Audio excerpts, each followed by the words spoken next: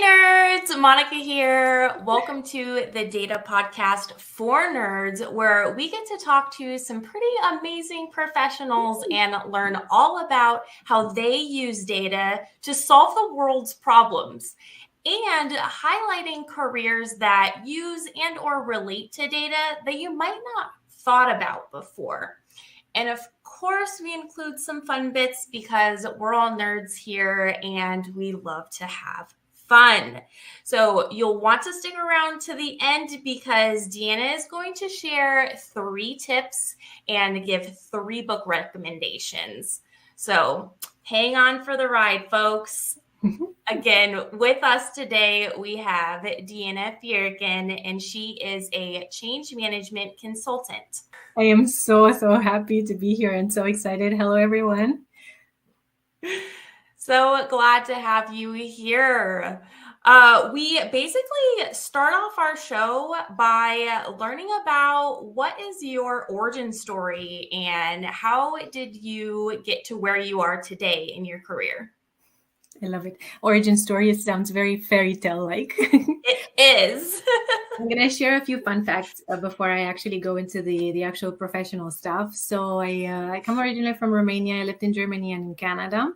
I'm going to brag. I speak 5 languages. I teach yoga, among other things. I had a very, let's say, tough experience with moving abroad. So I decided to write 3 books to help people to move abroad more smoothly.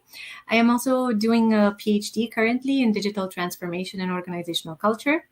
And in my free time, I love and eat croissants. Basically, it's one of my hobbies. And when it comes to change management, I did a lot of project management in the past, and 2 years ago, I was a little bit afraid to go into change management because I felt that I was narrowing down the options, whereas project management, is broad and can be applied to everything. In a broader sense, change management is a little bit narrower, right? So it's the people side of change. But then at some point, I decided that for an indefinite period of time in my career, I would like to focus on change management and ideally, gain a lot of experience and become an expert in change management, or at least consider myself an expert in change management. So this is why I also started the PhD. How exciting. So what made you do that change from project management into change management? You mentioned that you were a little bit hesitant at first, but was it really that human aspect of it that led you into it? That's a great question. I had heard about change management 10 years before I actually decided to move in that direction. And of course, as a project manager, you do change management stuff. It's impossible not to. But I was always drawn to that people side of change, of how people change, what makes them change, what motivates them to change. This is why I also did a coaching certification. And coaching is all about helping people go through the process of change. So in a way, I felt that it was the right thing to do for my personality. And I had always felt the pull towards it, but I had never said a full yes to it. And I took a break from work in a way. I think I can say that, for 2 years. And I did some things on my own. I tried the entrepreneurship path, but it didn't go as well as my husband's. It's Mr. Husband, as I call him, George, who, probably a lot of people know that he's the founder of Lights on Data. But I wasn't as successful as him because I'm not as consistent, as disciplined.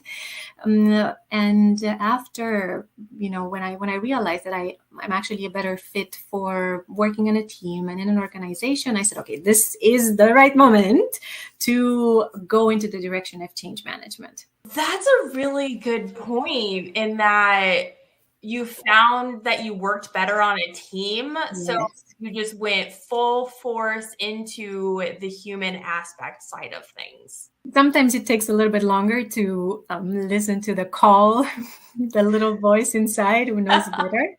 But when we do, I think that the rewards are there for sure. I agree. So, as a change management consultant, what are your main roles and responsibilities that you do? Mm-hmm. I always say, my title is actually Adoption and Change Management Consultant.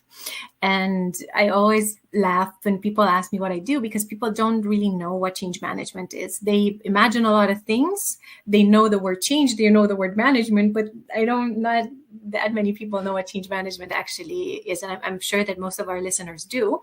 But I met this guy on the airport, and he was in the medical field. And when I said adoption consultant, I felt the need to explain that it's not about adopting kids. It's about adopting technology, for example. Mm-hmm. Then when people ask me, okay, so what does an adoption change management consultant do? I usually ask, how much time do you have? So that I explain the whole thing. So basically what we do, we help people go through change in organizations. And the change can be, this organizational change can be of a lot of types. It can be the introduction of new technology, the change of processes, or improvement of workflows. It can be restructurings or reorganizations. It can be a lot of things. And as we know, as humans, we are naturally resistant to change. So change creates fear, anxiety, this feeling of uncertainty, discomfort.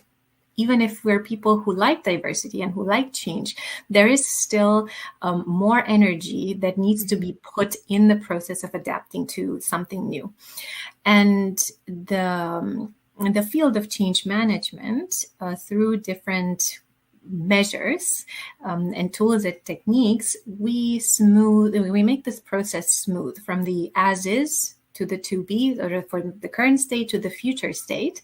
And we help the person that was impacted to be successful in the future state as well. Because that's one of the worries, right? You fear that you won't be as productive with this change, with the new technology, with the new process, with the new organizational structure, even with a new boss, right? So you fear that you won't perform as good, that you won't handle things well. And through this art and science of change management, if I may say, of course, we make sure that people have a good experience with the change, that they become comfortable with the change and successful in the future state, and that future state is not considered a future state anymore, but their second nature. Mm-hmm. And how we do it is we have communication measures. So communication is very important to explain people why we are changing, what are the risks of not changing, why are we changing now.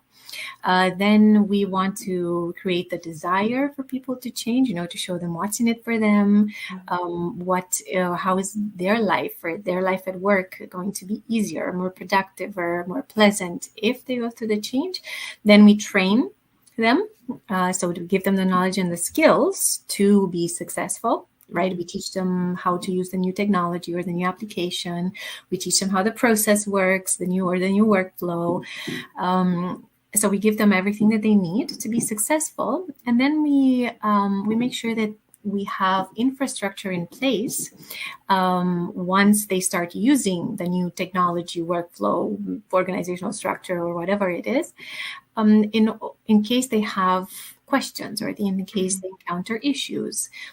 So we we plant so-called ambassadors in different departments to make sure that in case they have questions, then they have someone to reach out to, or things like that.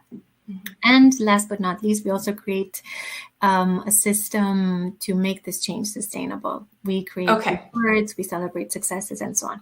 It was a very long answer, but I'm passionate about it, so I was waiting for that sustainability part. I was like, but how do Yes. you make sure that everyone is still using and still moving forward with what they learned? Because I've been to conferences and retreats and whatnot, and, learned what it had to teach and got really excited, went back home, went back to work, and then started using it. But then months go by and then you kind of revert back to the ways that you're used to, which is not a good thing.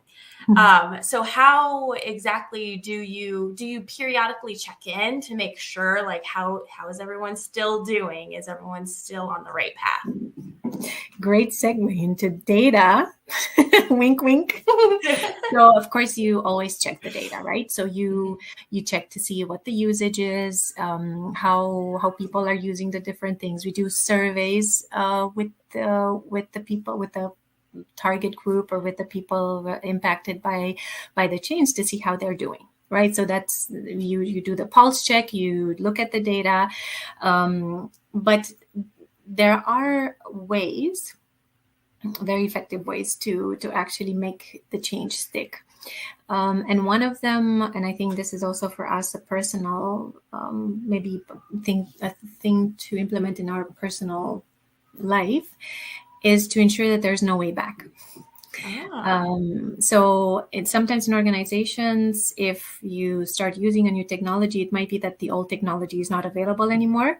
So you will have to use it anyway, or you cannot go through the previous process or the previous workflow because the infrastructure is not there, or everyone is functioning by the new organizational structure and there's nothing you can do. So you have to adapt. So I think we need to have structures in place also in our personal life that do not allow us to revert to that. Then we have all these reinforcement measures. For example, we have rewards for people who are, eliciting the desired behavior. So they associate this with something positive. Then we share success stories of people who have used the new technology or, changed successfully. And we show that in organizations to see how to show everyone, okay, this is how it looks like if you do use this, or if you do implement or if you go through the change, this is how it looks like, and this is how success looks like in a way. And then we continue to have those ambassadors, or some organizations call them champions, in place, who are to continue to advocate for that thing that has changed, and encourage end users or the target group or the impact population, if you want, to continue using those things. And I don't know, but when it comes to personal change, I find that we have to make it part of our identity. So yes. if you want to start a physical activity, and you don't consider yourself a person who actually does that, you need to change that identity and to tell yourself that you are actually an active person. You are a person that works out regularly or goes to whatever practice. So you need to make it part of your identity, or if you want to quit smoking, for example. Sorry, I have to say something. I have a good friend who's smoking. And and he says, I thought many times of quitting smoking, but I decided I'm not a quitter.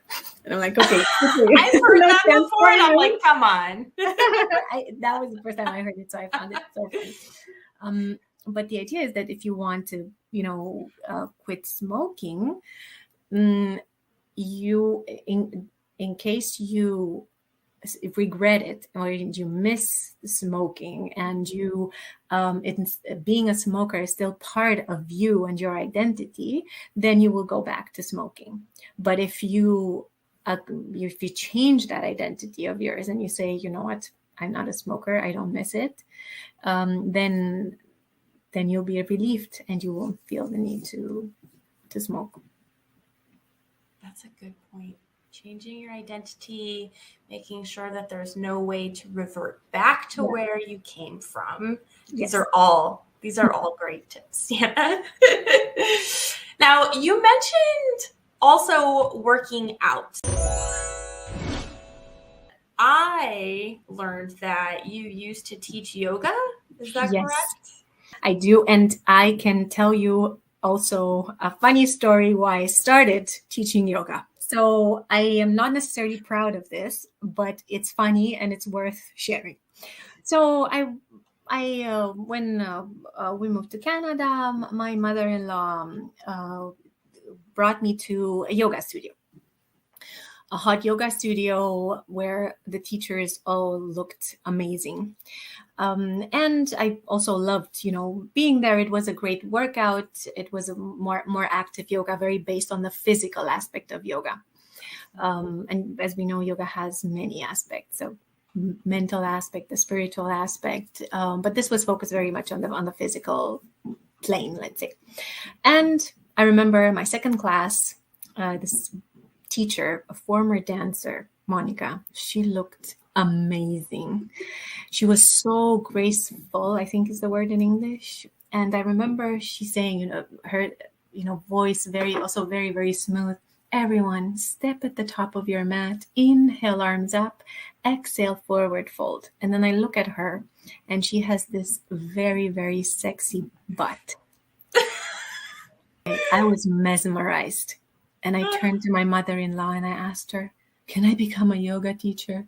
In my mind, thinking that this is the answer. And my mother-in-law said, sure, of course you can. And her reply was so natural and so genuine. I'm like, oh, actually, this is possible, to actually become a yoga teacher. And this is how I started it. And interestingly enough, that exact same teacher was starting a teacher training in a few months. Perfect. And it was a perfect fit for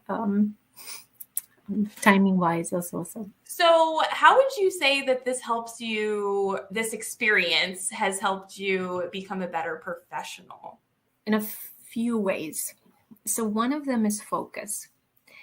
In yoga, we do some what we call balancing poses, when we are either on one leg or we can do also arm balances. And these balancing poses help a lot with focus. It works two ways. When you are in class and you do a balancing pose is also a good measure to see how focused you are and what your mood is and how you're feeling on that day. You'll notice that your balance is different from one day to the other, also different from one side, from the right side and the left side. And it's a good indicator to see where your mind is. Is your mind all over the place, or are you in a balanced state, in a focused state? And while practicing yoga and these balancing poses, your focus improves as well. Mm-hmm. So I think that's one aspect. The second one would be breath and breath work, which is, so everyone listening, breath and doing breath work doesn't cost a thing, but it does miracles to your body. So it gets your body in a calm state, a detached state, a peaceful state. And that's where the magic happens. It's what we call, it brings us from the fight or flight mode, or fight, flight, or freeze, which is the parasympathetic nervous system. It brings us in the rest and digest phase, or so from the sympathetic, fight or flight, in the parasympathetic, which is the rest and digest. And that's where, we are calm. That's when we also can make better and more detached decisions. And that simply calms us down from, whatever happens at work, because inevitably there will be a meeting that is going to be tougher. There will be a deadline that is going to, just hang over our head, ready to fall.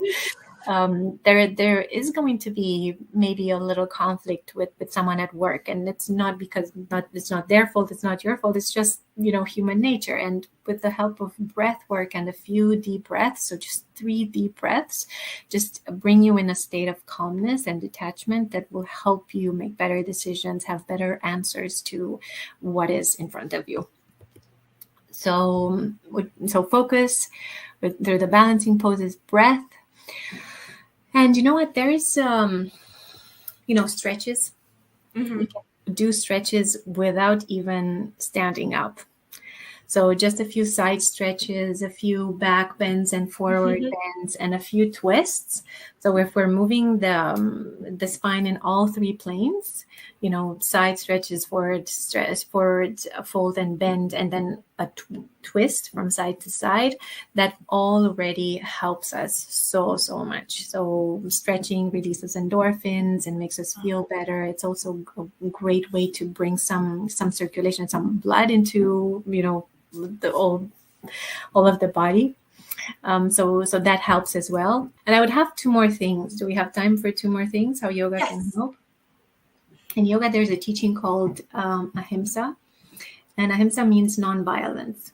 And this is great because non-violence means a lot of things. It means we're not talking about, we can talk about physical violence, but it's not the case. But it's violence through other types of actions, through words, and even through thoughts. And it can be violence towards someone else. It can be violence towards a situation, but it can also be violence towards ourselves. And violence, I know, is a very strong word, but what it means is that sometimes we don't say nice things to ourselves in our head, a lot of the times. And yoga teaches us to be kinder to both ourselves and other people. And I find that this helps a lot in the relationships with others and in the relationship to myself. And of course, teaching yoga, you see different kinds of bodies, different kinds of personalities. And you understand that some days, some people are more open, they're more relaxed. Sometimes they're stressed and tense, and they might need something else than what you've planned, for the class. And I think this translates into everyday life, and it also into work, that everyone is different. You cannot expect the same reactions from everyone. You cannot expect the same reactions from the same person every day. And I think it's a good teaching to take the people where they are, and not to try to impose things or to have expectations, and just work with people where they're at that day or at that particular time in their life. I was just thinking in my head about the balancing, because there are some days where I'm off as well, and then I realize, I'm not feeling it right now. That's why I can't stand up straight for some reason. Yes, and that is your body telling you that this might not be what you need that day. And that is more than fine. So the best teaching of yoga is actually to listen to yourself, to your body, because we believe that we have this inner teacher that knows what is best for us in every single situation. And I truly hope that out of their yoga practices, that people actually take that with them. What I'm gathering from this is that we need to learn from others and also learn from ourselves. Listen to what our bodies are telling us, and that will help us in our daily lives with ourselves and with our teammates. Speaking of learning new things, how do you like to learn new things when you're learning something completely brand new? I know that this doesn't work for everyone, but I read. To me, I don't know, reading comes easy in a way. It's comfortable, and that's where I start, by reading.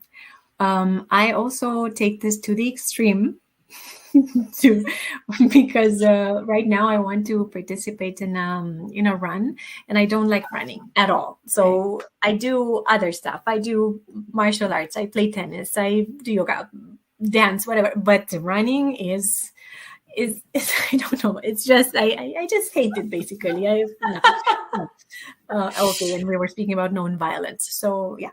So I said I told myself, okay, it would help me in the other sports disciplines that I practice if I also run a little bit. So I would play better tennis. It would be nice because in this run, there's other people participating, and it would be nice to make a social activity out of it. Anyway, so I bought a book about running.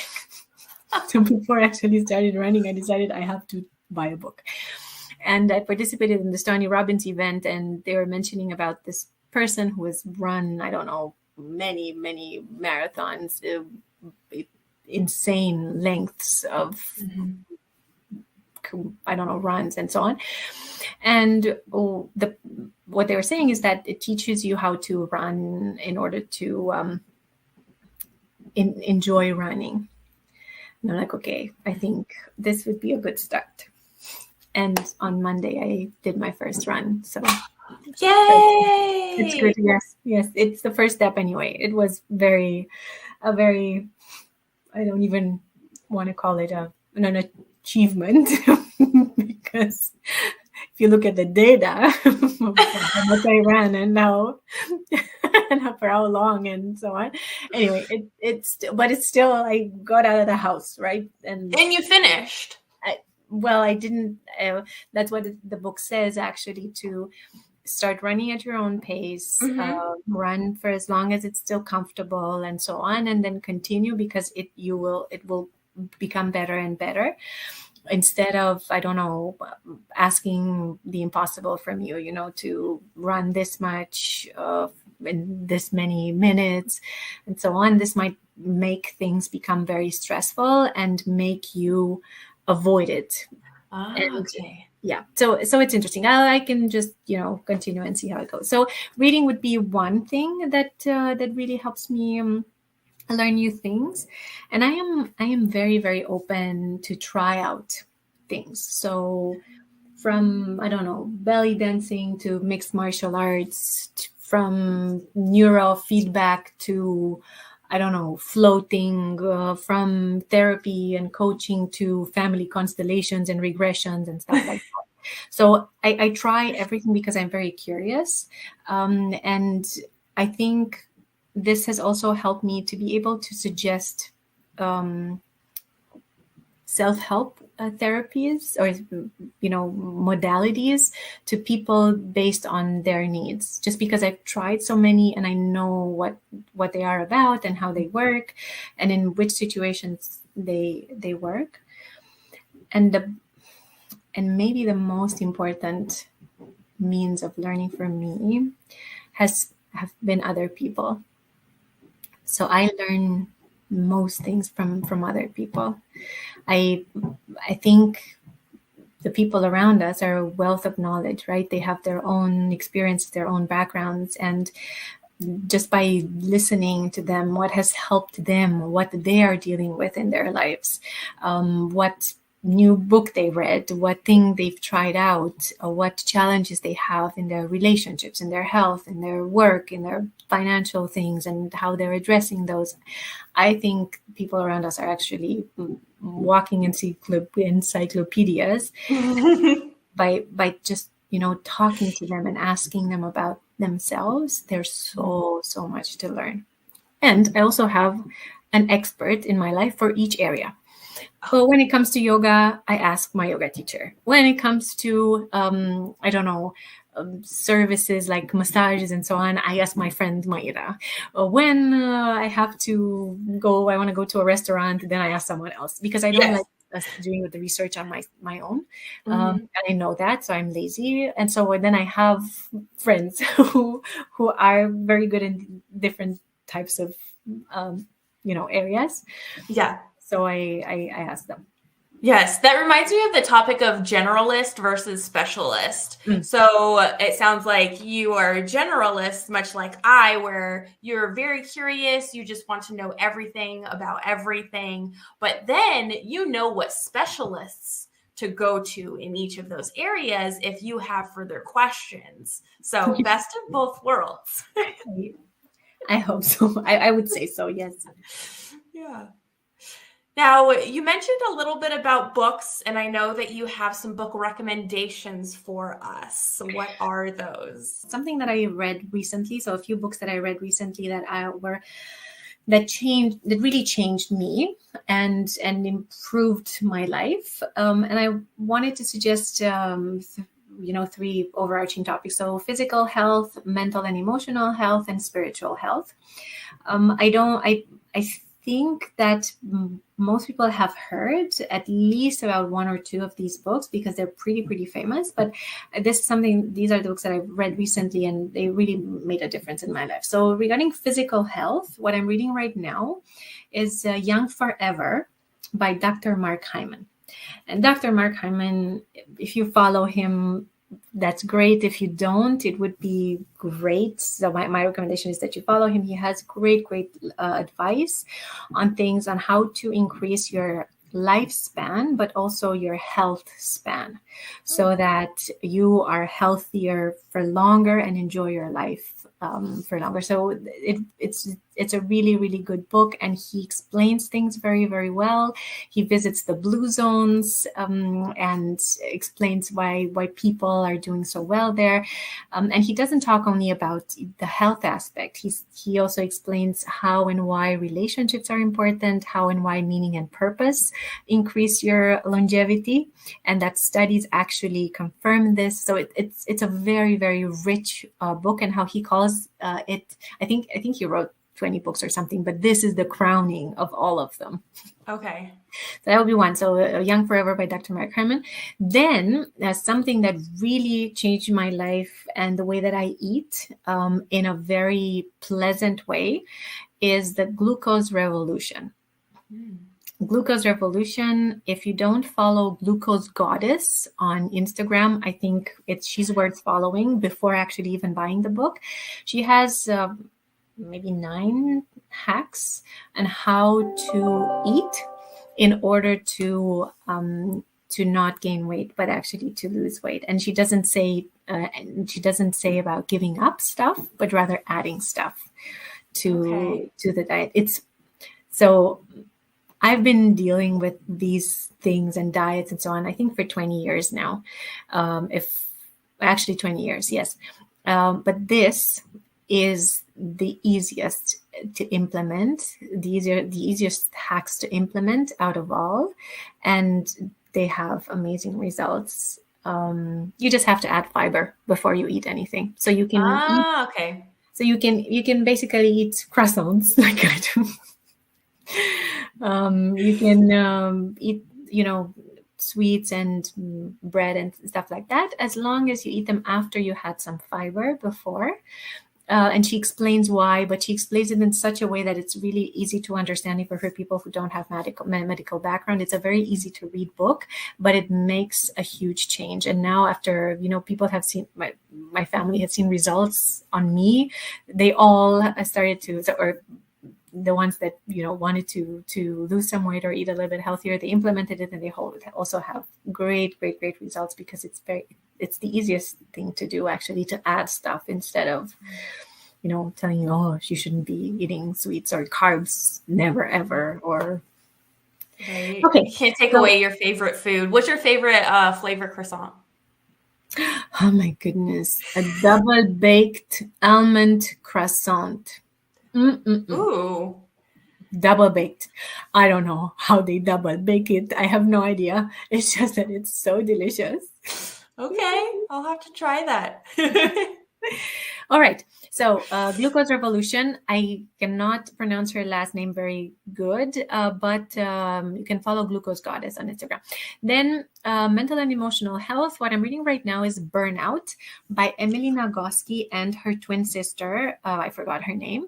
So Burnout is about, it teaches you how to complete the emotional cycle. So you don't have to be burnt out necessarily to read the book.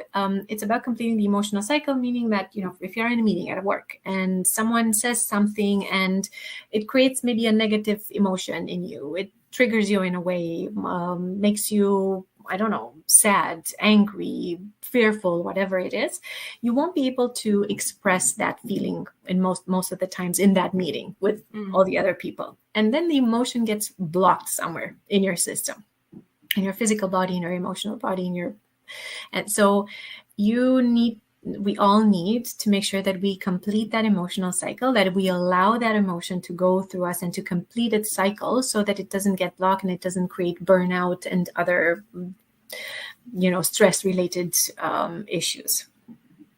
And we can do this, by movement, by breathing, by laughing or crying, by positive social interaction, creative activities, and so on. And they explain in the book how we can actually complete the emotional cycle in a healthy way so that those emotions don't get stuck in our bodies. And it's a very practical book. And I think for parents, especially for moms and, for women who have to juggle so many things in their lives, right? They have to juggle work and kids and activities and housework and so on. I think it's a very, very empowering book. So Burnout by Emily Nagoski and her twin sister, who's also a very, very successful woman. And the last one it's more on spiritual health, if you want. It's an older book. It's called You Can Heal Your Life by Louise Hay. Okay. You Can Heal Your Life by Louise Hay. It's a very, very feel-good book.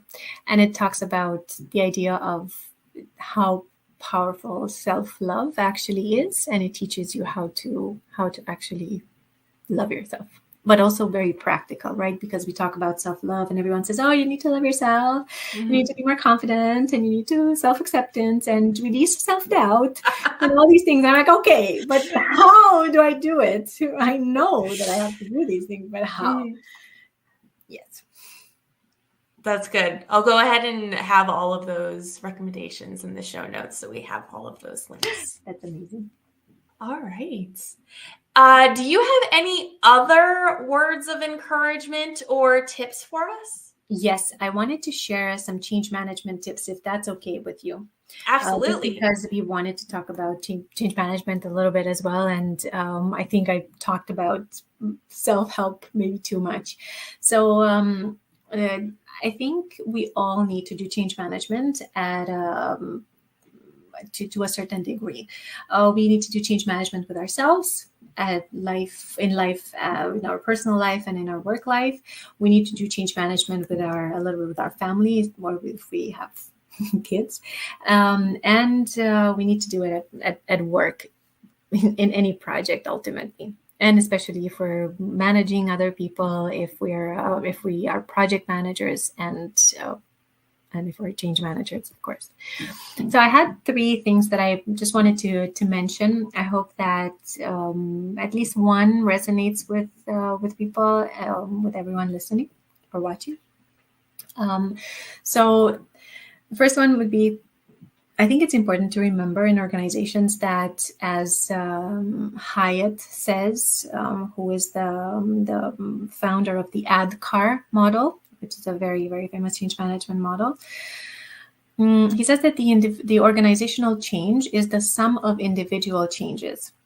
So when we implement any change in an organization, it's so important to change this perspective from something global to something individual, and to think about that person, Joe Average from I don't know what department, or Jane Average from that department, and to think about them and how this impact changes them.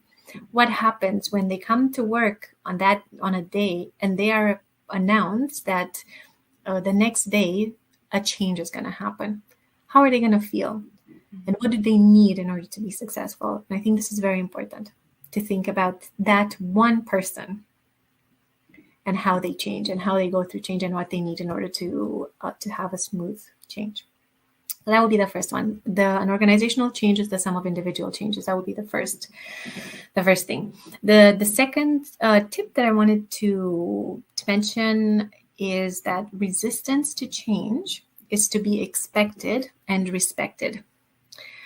So it is natural for us to be resistant to change. So when you want to implement a change, whether in your personal life or in your work life, if you encounter resistance, it's not that people have something against you. It's their natural reaction. That is how our brain works. So if back in the day when you were chased by tigers, if you would just imagine you were looking at a bush, okay, right? And if the pattern of the bush was different in one area, that might mean that there was a predator inside it. And that automatically will trigger you and will make you anxious. It's your natural reaction. Right? And that's fine. And actually, when I say, so it's to be expected. So people don't have something against you when they're resistant. And respected, what I mean by that is that resistance is actually not bad. Because sometimes maybe we just want to change for the sake of changing. But maybe change is not what is necessarily needed, or maybe it is, but it needs to be adjusted a little bit. So I think resistance is very helpful in situations, because it makes us think twice, 3 times, 4 times before we actually make a change, to make sure that change is something that we actually need. It's not something that we think that we need. So usually resistance leads to more analysis, to looking at data a little bit more, and it leads to giving it more thought, so that the change is actually the right thing. And the third thing, allow the people who are impacted by the change to co-create the change. Yes. Involve them in the process, because they will consider themselves, they will be closer to the change. They will have great input, because they know their everyday life a lot better. They're experts at what they do. And they will own the change differently. I agree with that. I always want to feel included, right? Mm-hmm. Well, thank you so very much for sharing all of these tips, tricks, books, yoga, breathing. I need so much practice with this. Just choose one. So don't try to do everything at once. Just choose one thing. One thing. Because I know, so by when you get too much information at once, then it becomes too much. It becomes overwhelming. So just choose one, the lowest hanging fruit, and focus on that. And once that is established, it will be a lot easier for the others to follow, other things to follow. So you can choose breathwork if you want, and set an alarm on your clock to say, or on your phone to say, okay, now breathe 3 times every hour, or how often you want. I love that. Key takeaway: calm down, focus on one thing, Monica. Well, thank you so much, Deanna. Where can everybody find you and or follow you if they have further questions? LinkedIn is great.